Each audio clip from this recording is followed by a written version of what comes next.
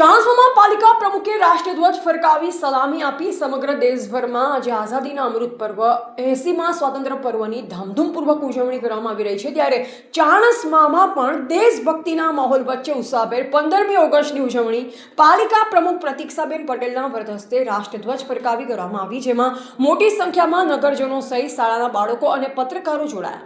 ચાણસ્મા ખાતે આવેલ જૂની કોર્ટ નજીક સ્વાતંત્ર્ય પર્વની ઉજવણીના ભાગરૂપે ધ્વજવંદન કાર્યક્રમનું આયોજન નગરપાલિકાના પ્રમુખ પ્રતીક્ષાબેન પટેલના અધ્યક્ષસ્થાને કરવામાં આવ્યું, જેમાં સૌ પ્રથમ શાળાના બાળકો અને વિવિધ રાજકીય અગ્રણીઓ તેમજ નગરજનો સહિત પોલીસ તંત્ર સંસ્થાના પ્રતિનિધિઓને પત્રકારોની ઉપસ્થિતિમાં તિરંગાને ફરકાવી સલામી આપવામાં આવી. ત્યારબાદ શહેરમાં સરદાર ચોકમાં સ્થાપિત કરેલ સરદાર પટેલની પ્રતિમાને પણ ફૂલહાર પહેરાવી માલ્યાર્પણ કરવામાં આવ્યું.